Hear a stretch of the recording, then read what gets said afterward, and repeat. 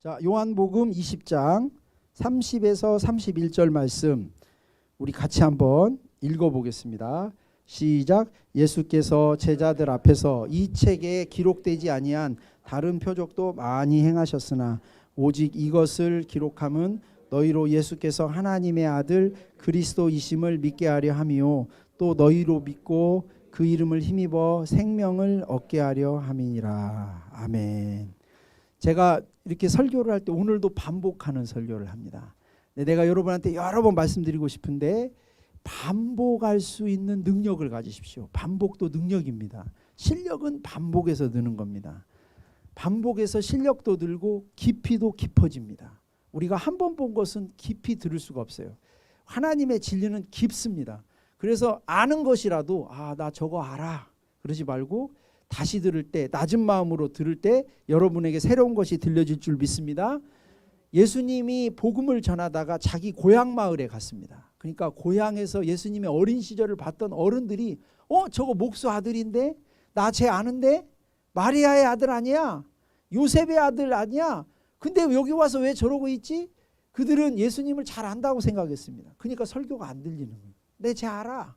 이런 걸 익숙함의 편견이라고 합니다. 따라서 해봅시다. 익숙함의 편견. 모든 사람들이 빠집니다. 저도 그렇습니다. 저는 이거 한마음교회하고 부활복음 만나기 전에는 제 특징이 있는데 저는 2번 절대 안 합니다. 영화도 2번 안 보고 책도 2번 안 보고 한 번 한 거는 저는 2번 안 합니다. 식상해가지고. 근데 그렇지 않더라고요. 가르쳐 지키게 하는 거. 목양은 내가 그걸 깨달은 거예요. 이 신발장 그거 내가 여러 번 얘기하잖아요. 목양은 가르쳐 지키게 하는 거. 왜? 한 번에 교정이 안 되니까. 그리고 따뜻한 마음으로 책망하지 말고 인내심을 가지고 될 때까지 계속 할 수 있도록 넘어지면 다시 일으켜주고 다시 해보라고 하고 반복해서 하는 거예요. 오늘 하는 진리도 여러분들이 이미 알고 있는 것이지만 새로운 것이 들려질 수가 있어요. 그래서 익숙함의 편견을 버리고 낮은 마음을 가지고 오늘 말씀을 들으시기를 바랍니다. 우리 신앙에는 항상 기초가 있어요. 어떤 분야에든지 기초가 튼튼한 사람은 정석대로 배운 사람은 아주 이게 실력이 이게 견고하고 그다음에 실력이 또 어느 정도 기점이 되면 폭발적으로 성장합니다. 근데 이제 이렇게 제대로 안 배운 사람들, 기초가 안 돼 있는 사람들이 문제인데 어느 정도가 오면 한계가 딱 와버리는 거예요. 우리의 신앙이 확실한 반석 위에 서 있어야 되는데 많은 사람들의 신앙의 기초가 문제가 있습니다. 신앙이 본론부터 말씀드리면 하나님으로부터 시작을 해야 됩니다. 신앙은. 근데 신앙이 나로부터 시작합니다. 내 마음에서 시작합니다. 자, 신앙이라는 것은 가장 핵심이 관계입니다. 그러니까 1대1의 관계에서 생각해 보십시오. 내가 어떤 사람하고 둘이 있습니다. 내가 이 사람을 믿고 의지하려면 이 사람이 나한테 믿음을 주든지 아니면 내가 이 사람의 정보를 아무것도 모르고 나 혼자 믿으려고 노력하든지 둘 중에 하나입니다. 첫 번째는 이 사람이 나한테 믿음을 주는 겁니다. 두 번째는 이 사람하고 상관없이 내가 믿는 겁니다. 어떤 게 쉽냐? 첫 번째가 쉽습니다. 상대가 분명하면 믿음이 생기는 겁니다. 신앙도 원리가 똑같습니다. 우리의 신앙의 상대가 누구냐? 하나님입니다. 하나님을 찬양하고 하나님을 의지하고 하나님을 믿습니다. 그런데 중요한 것은 하나님은 안 보입니다. 그러니까 하나님이 추상적이고 모호하고 선명하지가 않은 거예요. 근데 성경 말씀은 되게 세게 말합니다. 인생을 걸어라. 모든 것을 버리고 주를 쫓아라. 생명 걸고 주님 앞에 나와라. 하나님은 추상적이고 모호한데 하나님의 말씀은 너무나 강력하단 말이에요. 그러니까 우리가 부담이 되는 거예요. 그래서 많은 사람들이 신앙생활을 타협하면서 하는 겁니다. 자, 오늘 본문의 말씀을 보겠습니다. 요한복음의 끝부분에 나와 있는 얘기입니다. 요한이 어떤 얘기를 하냐? 제가 다시 한번 읽어보겠습니다. 예수께서 제자들 앞에서 이 책에 기록되지 아니한 다른 표적도 많이 행하셨으나 오직 이것을 기록함은 너희로 예수께서 하나님의 아들 그리스도이심을 믿게 하려 함이요 또 너희로 믿고 그 이름을 힘입어 생명을 얻게 하려 함이니라. 이걸 요약해서 간단하게 말씀드리면 중요한 건 뭐냐 이 얘기합니다. 뭐가 중요하냐? 우선순위와 초점에 대해서 얘기합니다. 예수님이 많은 걸 했지만 그걸 다 적을 수는 없다. 나는 가장 중요한 걸 얘기하는 거다. 지금 그 얘기예요. 이 30절에 예수님이 이 책에 기록되지 않은 것도 많은 일이 있었지만 이걸 어떻게 다 말할 수가 없고 오직 이것을 기록하면 가장 중요한 것은 31절에 얘기하는 게 그거예요. 내가 예수님이 많은 일을 행하셨지만 오직 이것을 기록한 것은 그건 뭐냐면 나는 여기에만 초점을 맞추겠다 그 얘기예요. 오직 이것이 뭡니까? 예수께서 하나님의 아들 그리스도이심을 믿는 거. 이게 기독교 신앙에서 가장 중요하다는 얘기를 하는 것입니다. 우선순위와 초점에 대해서 이야기하는 것입니다. 그래서 오늘 주보에 여러분이 보면 신앙에 있어서 가장 중요한 게 예수님인데 첫 번째 신앙에서 중요한 것은 예수님을 누구로 믿냐는 것입니다. 그냥 막연하면 안 됩니다. 제가 오늘 이야기하는 거 여러분들이 우리가 지금 타파해야 되는 게 뭐냐면 신앙이 막연하기 때문에 힘이 없는 겁니다. 왜 이렇게 막연하냐 이거예요. 신앙이 분명해야 된다 이 말이에요. 선명해야 돼요. 여러분은 예수님을 누구로 믿습니까? 여러분이 믿는 예수는 누굽니까?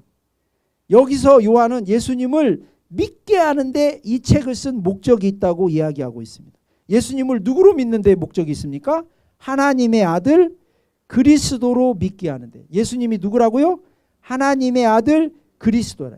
그런데 우리는 예수님을 성경에서 보니까 여러분들은 아무런 고민 안 하고 이분을 하나님으로 받아들일지 모르겠지만 이 당시의 사람들은 예수님을 30대 청년으로 만났어요.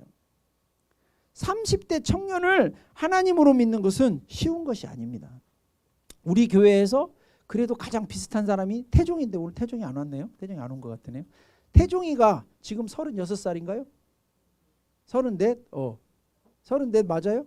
네, 34. 우리 태종이 장가가게 기도 좀 해주십시오. 근데 우리 태종이가 예수님 나이하고 가장 비슷해요. 여러분 태종이를 하나님으로 믿을 수 있겠습니까? 30살 먹은 청년을 하나님으로 믿을 수 있겠냐고. 50살 먹은 중년이 아니에요. 예, 제가 한 50세 먹어보니까 30살이 애기처럼 보여요. 사람이 다 기준이 자기 기준인가 봐요. 그러니까 60 드신 분은 50살 저가 애기처럼 보이겠죠. 예? 군대에 있는 사람들은 우리는 옛날에 우리 초등학교 때 위문 편지 많이 써요. 국군 아저씨께. 아저씨는 무슨 아저씨? 애야. 지금 우리가 보면 군인들은 애야 애. 예? 그러니까 내 기준으로 보니까 이게 나이도 이렇게 그렇게 보이는데 30대 청년을 하나님으로 믿는다? 이거는 절대 쉬운 게 아니에요. 근데 이걸 지금 가장 중요한 그때 지금 이 땅에 육신으로 오신 이분이 하나님이다. 여기서 신앙이 열리는 줄 믿습니다. 그들은 예수님을 하나님으로 만났는데 오늘 본문에 말씀하셨듯이 너희로 예수님이 하나님의 아들 그리스도이심을 믿게 하려 함이라. 왜 이분을 하나님의 아들 그리스도로 믿는 게 중요하냐? 거기에서 능력이 나오는 거예요. 예수님을 믿는 데서 능력이 나옵니다. 자, 그 뒤에 보세요. 예수께서 하나님의 아들 그리스도이심을 믿게 하려 하며 또 그 너희로 믿고 그 이름을 힘입어 생명을 얻게 하려 함이라. 우리가 생명을 얻는데 무엇으로 생명을 얻는다고요? 그 이름을 힘입어. 그러니까 내가 예수를 믿고 영생 받고 예수를 믿고 하나님이 나를 도와주시고 예수를 믿고 위로받고 이게 나에게서 나오는 게 아니라 그 이름을 힘입어. 거기에서 오는 거예요. 제가 아까 얘기했잖아요. 둘의 관계에 있어서 나에게서 나오는 게 있어요. 내가 저 사람을 믿는 게 있어요. 그게 아니라 거기에서 믿음이 오는 거예요. 든든한 거예요. 믿어지는 거예요. 칭찬이니까 얘기를 하자면 우리 기찬이가 예를 들어 기찬아 무엇을 좀 해놔라. 기찬아 목사님 제가 이렇게 하겠습니다. 그러면 저는 두 번 물어볼 것도 없어요. 믿음이 가요. 믿음이 가요. 사람이 기찬이가 나한테 믿음을 줘요. 내가 노력하지 않아도 기찬이라는 사람이 나한테 믿음을 준단 말이에요.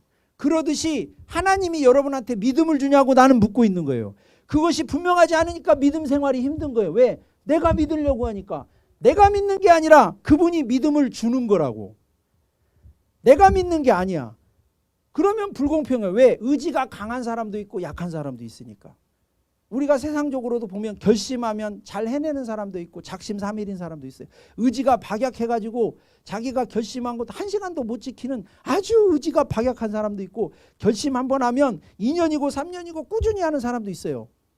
사람의 얼굴의 생김새가 다르듯이 마음과 의지의 생김새도 다 다른데 그러면 예수 믿는 게 공평하지 않은 거예요. 그 사람의 역량에 달려있다면. 그게 아니라 그분의 것으로 믿는 거예요. 그분이 믿음을 주는 거예요. 그분이 너무나 크니까. 그분이 어떤 분인지 알아지니까. 그러니까 여기서 그분이 누군지 알아지니까 그 이름을 힘입어. 그분이 누군지 알아지는 순간 아, 이분이 하나님이구나.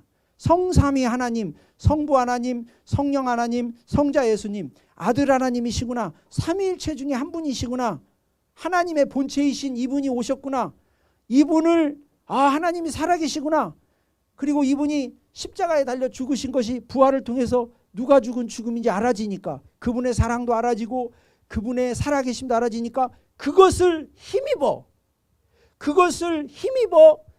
난 생명 얻었구나. 여기서 내 힘이 어디 들어가요? 부활을 붙잡는 것은 해야죠. 그건 여러분 힘이 들어가요. 예. 자, 밥을 우리 집사람이 바쁘니까 우리 의진이 이번에 자가격리할 때 집에다가 막 뭐 이렇게 뭐죠? 뭐 찌개도 해놓고 뭐 오리 볶음도 해놓고 의진아, 엄마 나갔다 올 테니까 밥 해 먹어라. 근데 그것도 만약에 귀찮아서 안 해 먹으면 안 된다 이 말이야. 다 해놨으니까 데펴서 밥통에서 밥도 다 해놨으니까 퍼가지고 먹는 건 내가 해야 되잖아요. 예. 내 힘이 들어가는 게 아니에요. 그걸 내 힘이 들어갔다고 얘기하면 안 돼요. 음식을 장을 봐서 준비한 거 부모가 다 했잖아. 나는 그거를 퍼서 밥만 먹으면 되잖아. 또 어떤 경우는 부모님이 설거지도 해주는, 설거지는 여러분이 하시기 바랍니다. 예. 설거지는 여러분들이 자기가 해야죠. 그런 훈련은 돼야죠.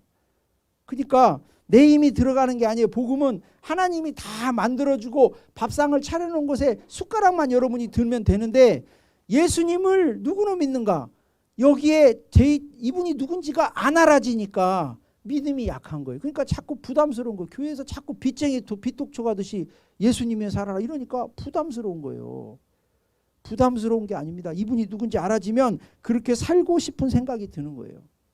아까도 참 오늘 그 찬양이 너무 좋더라. 은혜 그 하나님의 난 진짜 내 인생을 난 그 고백이 진짜 돼요. 응? 내 이게 돌아온 날들을 보면 내가 무엇을 했다고 말하기가 부끄러워요. 그걸 우리가 가끔은 잊죠. 잊을 때가 있어요. 내가 한 것처럼 인간이 교만하니까. 근데 내 지나온 날들을 돌아보면 하나님이 세팅을 해놨기 때문에 그 속에서 내가 한 것이지 내가 뭘 한 게 있어요. 그러니까 내가 아까도 기도하면서 회개가 되더라고. 하나님 주님이 나한테 주신 거에 비하면 내가 한 건 아무것도 없네요. 너무 죄송해요. 하나님이 나한테 10달란트 줬는데 난 1달란트밖에 못 남겼네요. 죄송해요. 주신 게 많은데 근데 그 찬양하면서 그 생각이 들었어요. 주신 게 참 많구나. 나한테 많은 걸 주셨는데 나는 많은 것을 못했구나. 이게 관점이 다른 거예요. 야, 나 많이 했는데 하나님 왜 이 정도밖에 안 해? 이런 게 아니라 하나님으로부터 시작하면은 관점이 달라지는 거예요. 하나님이 많이 주셨다 이 말이에요. 그분이 나에게 부활을 통해서 이분이 어떤 분인지를 보여주실 때 그 이름을 힘입어 생명을 얻게 되는 거예요. 그 이름을 힘입어 천국이 선명한 거예요. 그러니까 제가 천정은 자매를 예로 들어서 여러 번 얘기하잖아요.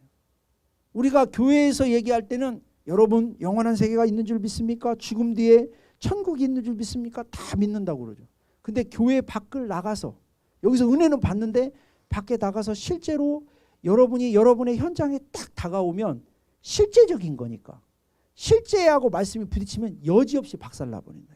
그래서 내가 이 컵의 비유를 하잖아. 이 컵이 단단한 것처럼 보이지만 단단한지 안 단단한지는 보면 알 수가 없고 벽에 때려보면 안다 이 말이야. 때려보면 이게 안 깨져야 되거든. 근데 여기서는 막 아멘 할렐루야 막 눈물 흘리고 난리 났는데 현장에 딱 가면 바싹 깨져버려. 힘이 없는 거예요. 왜 그 믿음이 그렇게 힘이 없냐. 제가 우리 예배도 얘기했지만 우리 코로나 기간 동안 2년 동안 예배 이렇게 안 드리고 그래도 우리 성도들은 예배를 많이 사모하는 걸로 제가 알고 있어요. 근데 제가 다른 데서 얘기 들어보면 기회는 찬스다. 이때 도망가는 성도도 많고 이제 코로나 끝나고 모이면 아마 교회들이 반토막난 교회들도 많고 제가 알기로는 없어진 교회들도 많아요. 이렇게 예배 좀 못 드린다고 교회를 도망가면 옛날같이 잡아 죽인다고 할 때는 100% 그 사람은 안 나오죠. 그러니까 우리의 믿음을 한번 생각해 봐요. 우리 믿음이 진짜 제대로 된 믿음이냐. 왜 우리의 믿음이 문제가 있냐. 하나님에게서 받은 믿음이 아니라 내가 만들어낸 믿음이기 때문에 그렇다 이 말이에요. 주님이 말씀하신 복음은 하나님이 만들어주신 거지 내가 만들어내는 믿음이 아니에요. 가만히 있어라. 너희는 가만히 있어라. 내가 만들어서 줄 테니까. 내가 준 것으로 믿어라. 내가 준 방법대로 믿어라. 제가 2014년에 부활복음을 알고 하나님 앞에 회개한 게 그게 큰 충격이었어요. 하나님, 그렇군요. 왜 이렇게 신앙생활이 팍팍한가 했는데 저는 열심히 있는 사람이었어요. 열심히 있는 사람이었어요. 20대 때 열심히 했어요. 예. 그리고 목회도 나름 열심히 달려왔어요. 근데 왜 이렇게 힘드냐. 열심히 하는 건 좋은데 왜 이렇게 힘드냐. 그러니까 성도들을 목양을 하면서도 그리고 또 변화도 잘 안 되는 거. 왜 이런가. 근데 알게 된 거야. 아, 왜 그랬는지 이제 알겠는 거야. 하나님의 방법대로 안 하고 내 방법으로 한 거야. 내 방법으로. 하나님이 주신 것으로 해야 되는데 내 것으로 한 거야. 하나님이 주신 연장으로 해야 되는데 내가 만든 연장으로 한 거야. 그러니까 안 되지. 하나님이 주신 거. 부활을 통해서 이분이 누군지 알아지고 부활의 표적을 통해서 하나님이 살아계신 것을 선명하게 보여주실 때 그것만 붙잡고 요나의 표적밖에는 없다고 그랬으니까 악하고 음란한 세대가 표적을 구하지만 선지자 요나의 표적밖에 없다고 했어요. 요나의 표적이 뭐예요? 요나가 밤낮 물고기 뱃속에 사흘을 있었던 것처럼 선지자 요나가 말을 듣지 않아가지고 물고기 뱃속에 3일 동안 들어갔다 나온 이야기인데 그 얘기를 왜 하느냐. 인자도 밤낮 사흘 동안 땅속에 있으리라. 부활밖에는 없다는 거예요. 요나의 표적밖에는 없다는 거예요. 근데 우리는 부활을 붙들지 않고 자꾸 내가 뭔가 방법을 만들어서 믿으려니까 나도 힘들고 신앙도 되는 것도 없고 자꾸 부담스럽고 그러니까 도망가게 되고 이렇게 되는 거예요. 복음이 뭐예요? 여러분한테 한번 묻고 싶어요. 복음은 뭘까요?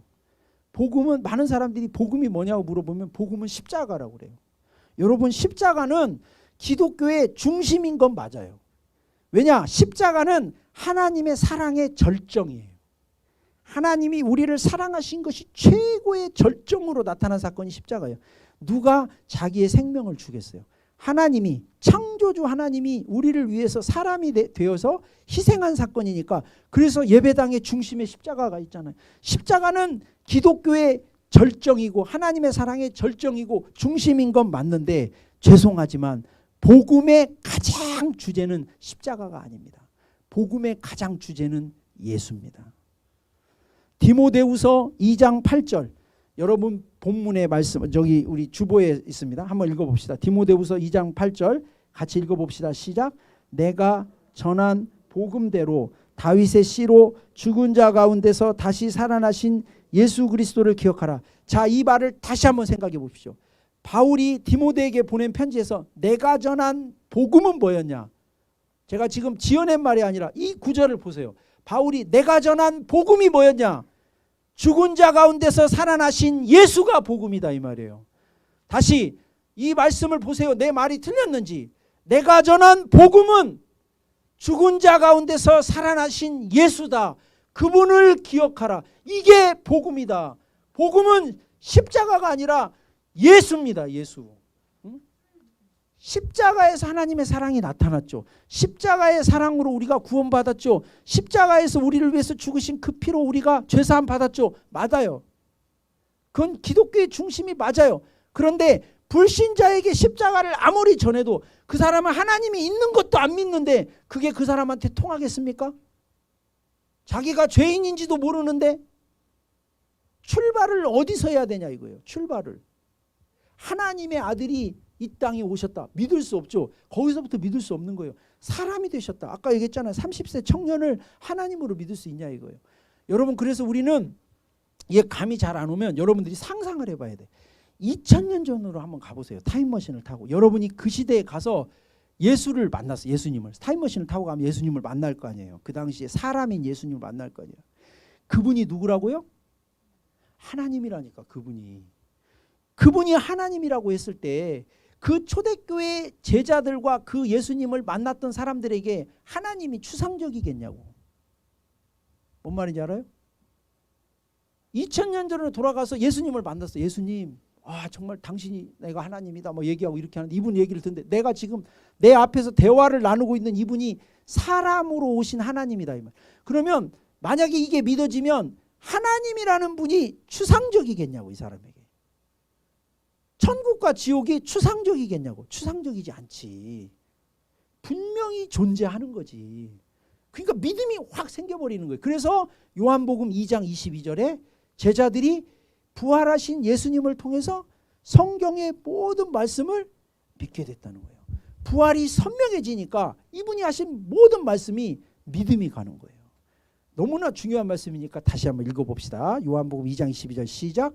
죽은 자 가운데서 살아나신 후에야 제자들이 이 말씀하신 것을 기억하고 성경과 예수께서 하신 말씀을, 우리는 성경에서 예수를 믿는데 초대교회 성도들은 부활하신 예수로 성경을 믿었단 말이에요.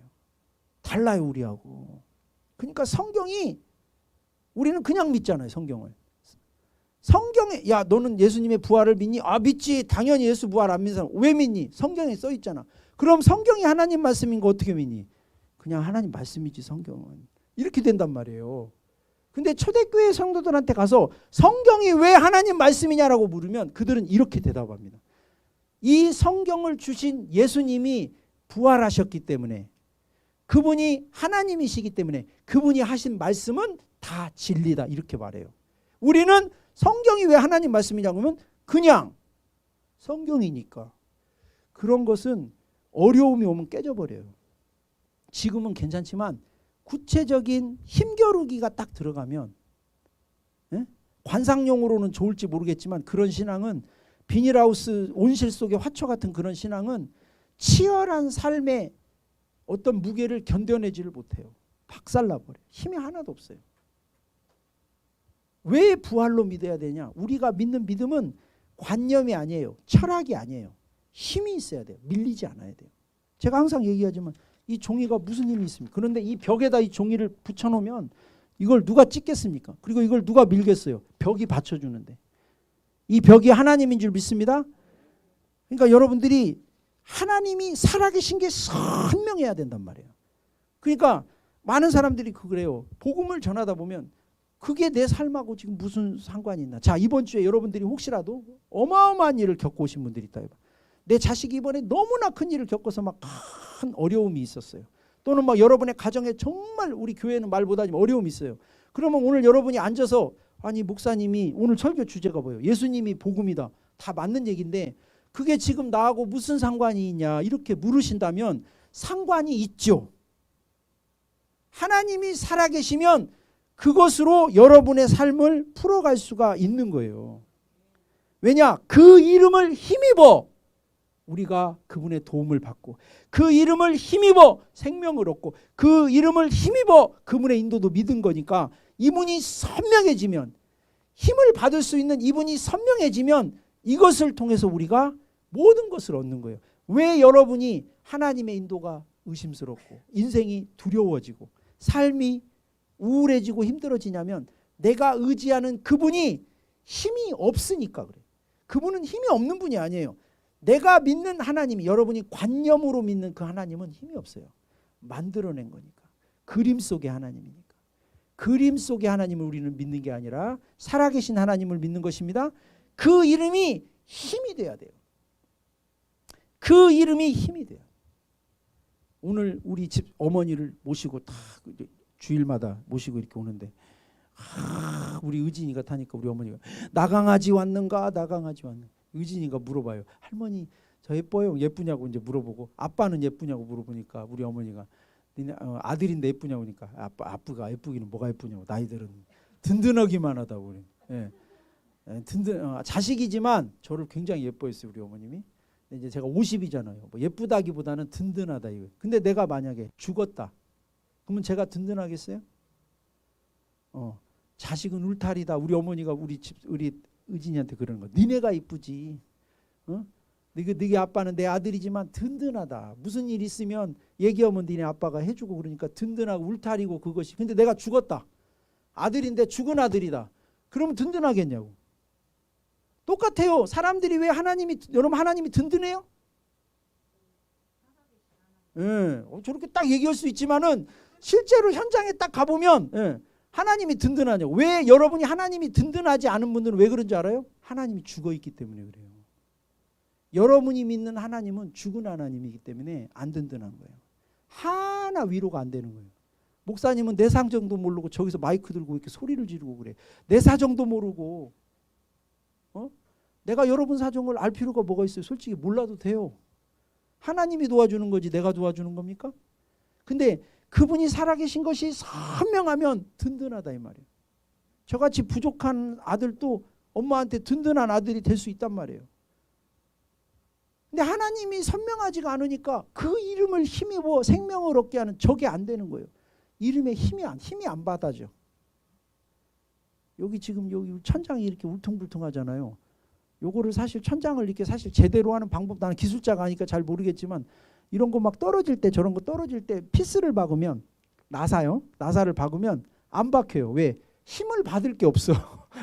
위에 아주 그냥 튼튼한 게 있으면 거기다가 딱 지지대를 해서 박으면 딱 붙어버리는데 여기가 좀 허술하게 생겼습니다. 제가 뜯지를 않고 있어요. 우리는 이제 언제 여기를 가야 되니까 별로 이렇게 큰 공사를 안 하는데 튼튼한 게 있으면 거기에다 박아버리면 요동하지 않는 거예요. 튼튼한데 지지대가 있으면 거기에다 못을 박으면 그게 받쳐주니까. 근데 그 받침이 되는 게 힘이 없으면 거기다 박으면 같이 흔들려 버려. 못을 박은 그 지지대도 흔들거리는 거니까. 내가 얘기하는 것은 여러분이 믿음이 있냐 없냐를 얘기하는 게 아니라 여러분이 믿는 하나님이 얼마나 큰 분인지를 아냐고 묻는 거예요. 제가. 여러분이 믿는 하나님이 얼마나 선명하냐고 저는 묻는 거예요. 과연 믿음이 여러분의 의지의 문제일 것이냐 그게. 다론이는 저렇게 의지가 강해서 믿음이 좋은데 난 의지가 약해서 믿음이 없어. 지금 그 문제일까? 믿음의 문제가. 의지의 문제가 아니라 여러분이 믿는 하나님이 선명하지 않기 때문에 믿음이 약해진 거예요. 지금 믿음의 힘을 잃으신 분들은 부활이 약해져서 그런 거예요. 지금. 나 예전에 부활 잡았는데 그때 잡은 거지. 어제 밥 먹었다고 오늘 밥 안 먹나? 날마다 부활이 선명해야 될 줄로 믿습니다. 그래서 여기서 기억하라고 바울이 얘기하는, 다시 보겠어요. 디모데후서 2장 8절 같이 읽습니다. 시작. 내가 전한 복음대로 다윗의 씨로 죽은 자 가운데서 다시 살아나신 예수 그리스도를, 그렇죠, 예수를 잊지 말아라. 부활하신 예수를 잊지 말아라. 내가 너한테 전해주지 않았냐. 그 복음, 예수를 잊지 말아라. 그러니까 바울이 전한 복음은 예수다 이 말이에요. 바울은 지금 복음을 예수라고 얘기하는 것이에요. 여기서 십자가를 얘기한 게 아니라 예수를 얘기했어요. 예수가 선명하면 신앙도 선명합니다. 우리 신앙의 문제는 모호하고 추상적이다는 데 있습니다. 그리고 관념적이다는 데 있습니다. 그러니까 힘이 없는 거예요. 지금 한마음교회 회개가 막 살아나고 있습니다. 왜 회개가 살아납니까? 말씀이 선명할수록 회개는 살아납니다. 하나님의 살아계심이 선명할수록 회개는 살아납니다. 반대로 하나님이 희미해질수록, 말씀이 희미해질수록 그 사람의 삶에 죄가 관영합니다. 회개가 사라집니다. 부흥의 시기에, 기독교 역사 속의 부흥의 시기에는 항상 회개가 살아납니다. 왜? 하나님이 성령으로 말미암아 선명하니까 두려운 거예요. 그분 앞에 서는 거예요. 내가. 그러니까 날마다 그렇게 쓰면서 깨끗해지고 힘을 얻고 이렇게 되는 거예요. 그래서 예수님이 복음입니다. 그럼 어떻게 해야 됩니까? 이 부활하신 예수님과 나를 연결하는 겁니다. 구원이란 뭡니까? 로마서 10장 9절. 어떻게 우리가 예수 믿습니까? 네가 만일 예수를 주로 시인하며 하나님께서 그를 죽은 자 가운데서 살리신 것을 네 마음에 믿으면 구원을 받으리라고 그랬습니다. 예수님을 뭘로 믿어야 된다고요? 주로 믿으라는 거예요. 근데 내가 믿는 주는 부활하신 예수님이에요. 이 본문의 말씀은 그걸 얘기하는 거예요. 제 말이 틀렸습니까? 네가 만일 부활하신 예수를 주로 믿으면 구원을 받으리라 그 말이에요. 요약하면. 네가 만일 예수를 주로 믿고 그분이 부활하신 것을 믿으면 구원을 받는다고 얘기하고 있잖아요. 부활은 우리의 구원과도 관련이 있습니다. 부활하신 예수님을 나의 주인으로 믿어야 구원을 받는 것입니다. 그런데 많은 사람들의 믿음이 뭐냐? 입술로만 믿는다. 마음이 실리지 않는, 우리가 보통 마음이 실리지 않는 사람 뭐라고 그래요? 영혼 없는 목소리라고 그러잖아요. 저 사람이 마음에 영혼이 없다. 나한테 무슨 말을 하는데 영혼이 담기지 않는 말이다. 마음이 실리지 않은 것을 우리는 영혼 없는 사람이라고 그래요. 예. 그러니까 예수를 믿을 때 입술로는 교회 와서 믿는다고 하는데 마음은 안 믿어. 마음은 세상에 가 있고, 마음은 콩밭에 가 있고, 마음은 딴 데 가 있어요. 그러니까 역사가 없죠. 입술로만 하지 말고 마음과 삶이 따라야 돼. 마음이 더해지면 삶이 당연히 더해집니다. 왜? 마음이 있는 곳에 그 삶이 펼쳐지니까. 그래서 여기서 하나님께서 그를 죽은 자 가운데서 살리신 것을 네 마음에 믿으면 구원을 얻는다고 얘기하고 있습니다. 만약에 입술로만 하고 마음과 삶이 따르지 않으면 그 신앙은 가짜입니다. 그래서 행함이 없는 믿음은 죽은 믿음이라고 했어요. 그리고 마태복음 7장에 나더러 주여 주여 하는 자마다 다 천국에 들어갈 것이 아니다. 다만 하늘에 계신 내 아버지의 뜻대로 행하는 자라야 들어가리라. 입술로만 하니까 그 신앙이 가짜인 것을 얘기하고 있습니다. 자, 이 부활하신 예수님이 부활하셨는데 어쨌다는 거예요. 이분이 나의 주인이라는 거예요. 그것이 이 부활과 나를 연결하는 겁니다. 그래서 요한일서 5장 4에서 5절에 보면 무릇 하나님께로부터 난 자마다 세상을 이긴다고 그랬어요. 세상을 이긴 승리는 이것이니 우리의 믿음이라고 했어요. 자, 세상이 여러분 각자 지금 세상이 만만치 않은 분들이 있을 거예요. 세상이 어마어마한 세상들이 도전들이 옵니다. 근데 그걸 여러분이 우리가 어떻게 이긴다고요? 여기 나오잖아요. 어떻게 이긴다고요? 믿음으로 이긴다. 근데 이거를 여러분들이 그래 의지가 강해야 돼 이렇게 해석하면 안 된다니까. 이 믿음은 어디에서 오는 거예요? 100% 예수에게서 오는 거예요. 그냥 예수가 누군지가 분명하면 여기서 믿음이 발생. 그러니까 이 믿음이 뭐냐? 그 밑에 나오죠.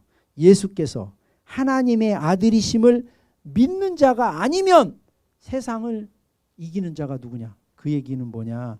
예수를 하나님의 아들로 믿는 이 믿음이 세상을 이기는 믿음이다 이 말. 이걸 또 다르게 얘기하면 뭐냐? 부활하신 예수님을 믿는 믿음이 세상을 이기는 믿음이다 이 말. 왜? 예수가 하나님의 아들 그리스도이신 것은 부활로만 알 수 있으니까. 로마서 1장 4절에 성결의 영으로는 죽은 자들 가운데서 부활하사 능력으로 하나님의 아들로 선포되셨으니 곧 우리 주 예수 그리스도시니라. 하나님의 아들로 선포되신 게 뭘로 선포됐다고요? 너무 중요하니까 같이 읽어봅시다. 시작. 성결의 영으로는 죽은 자들 가운데서 부활하사 능력으로 하나님의 아들로 선포되셨으니 곧 우리 주 예수 그리스도시니라. 자, 이 말을 잘 들어보세요. 하나님의 아들이라는 걸 그냥 배워서 안 게 아니라 이 본문은 뭐냐? 부활을 통해서 이게 선포됐다는 거예요. 하나님의 아들이라고 정신병자들도 그렇게 말하죠. 정신병원에 가보세요. 내가 하나님이라고 그러고 내가 하나님의 아들이라는 사람 많아요. 근데 우리가 그런 말 듣는다고 믿음이 생기진 않아요. 근데 이분이 부활하신 것을 보니까 초대교회 성도들은 이분이 부활하신 것을 보니까 믿음이 생겨버리는 거예요. 이분이 진짜 하나님의 아들이구나. 근데 그것이 세상을 이기는 믿음이다 이 말이에요. 이분이 선명하니까 와라 이거예요. 여러분 정말 이게 딱 힘이 생기잖아요. 그러면 자신이 있어요. 예? 여러분 예전에 누가 그런 얘기 하더라고. 막 파리들이 막 파리들을 나 달 때 파리 좀 안 왔으면 근데 파리채 드는 순간 파리를 찾으러 다녀. 파리 어디 있어? 준비가 되는 순간 인생이 흥미로워지는 고난 와. 고난 저도 싫어요. 저도 싫은데 고난이 오면 이길 수 있다는 딱 생각이 약간의 흥분이 돼요. 고난이 있다고 그래 한번 해보자 이렇게 딱 되는 거예요. 파리 오는 거 싫은데 파리채 들으면 찾으러 다니는 것처럼 오라 이거야. 여러분 하나님이 선명하길 바랍니다. 인생이 고난이 없기를 바라는 것은 그거는 환상이에요. 환상. 인생이 어떻게 고난이 없습니까? 예수 믿는다고 고난이 없겠습니까? 있죠. 예수 믿는데 그 고난을 돌파해버리는 게 믿음인 거예요. 예수 믿으면 고난이 안 오는 게 아니라 예수 믿으면 고난을 뚫고 나가버리는 거예요. 박살을 내버리고 뚫고 나가는 거예요. 끝내 이기는 거예요. 끝내 이기고 승리하고 어떤 어려움이 와도 오뚜기처럼 일어나고. 그 힘이 어디서 나오냐? 나의 의지에서 나오는 게 아니라 개인적인 역량에서 나오는 게 아니라 그분이 자기를 부활을 통해서 그분이 얼마나 큰 분이고 얼마나 살아계신 것을 선포하심으로 죽은 자들 가운데서 부활하사 능력으로 하나님의 아들로 선포하셨다고 그랬어요. 자, 이게 선명하면 그 다음부터 이제 우리는 어떻게 하냐? 주님과 함께 사는 거예요. 자, 이것을 잘 보여주는 게 에베소서 3장 17절이에요. 에베소서 3장 17절. 자, 에베소서 3장 17절에 보면 믿음으로 말미암아 그리스도께서 너희 마음에 계시게 하셨고. 자, 예수님이 우리 안에 계십니까? 여러분 안에 계십니까? 그거 어떻게 알아요? 여기 나오잖아요. 어떻게 알아요, 그거를? 그렇죠. 믿음으로 그리스도께서 우리 마음에 계시게 하셨고, 그런데 중요한 것은 부활의 확증이 없이 믿는 믿음은 관념이에요. 우리가 여기서 이렇게 믿을 수도 있어요. 뭐, 여기 외계인이 있어, 안 보이는데 여기 외계인이 있어, 이렇게 내가 만들어서 믿어 소설로, 그것도 믿음은 믿음이에요. 근데 그건 사실이 아니에요. 뭐 여기에 뭐가 있어, 뭐 안 보이는데 뭐가 있어, 이거 정신병이지, 이거 믿음 아니에요.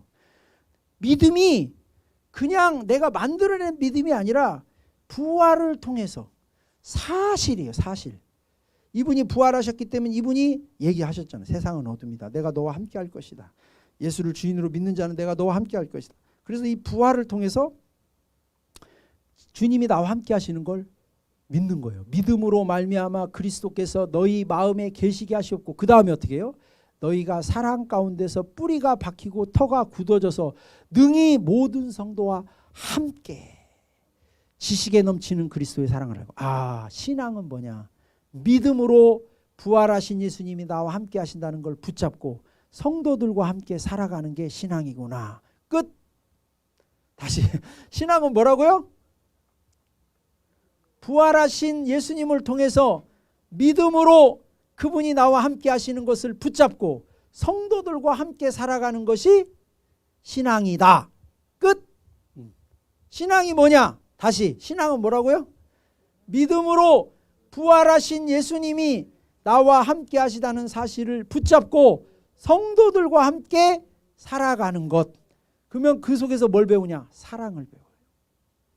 능히 모든 사랑은 책 보고 공부해서 배우는 게 아니라 사람들하고 부딪히면서 배우는 거예요. 관념적인 사랑은 힘이 없어요. 세상 사랑이, 제가 짝퉁이라고 그러죠. 뭐 오만 재밌는 얘기를 다 써놓고, 뭐 유행가 가사들도 보면 뭐 달콤한 얘기를 다 써놔도 정말 달면 삼키고 쓰면 뱉는 게, 왜? 헌신이 없잖아요. 기본적으로 다 자기 위주기 때문에 헌신이 없어요. 다른 사람이 매력적일 땐 사랑하죠. 상대가 매력적일 때는 뭐 내가 널 위해서 목숨 뭐 걸겠다 이렇게 하는데, 실증이 나거나 나에게 이득이 좀이라도 없어지거나 호기심이 사라지면, 그래서 연애할 때는 그렇게 뜨겁다가도 결혼하면은, 왜냐하면 호기심도 사라지고 같이 살다 보면 느낌도 없고 그러니까 사라지는 거예요. 그게 사랑이냐고.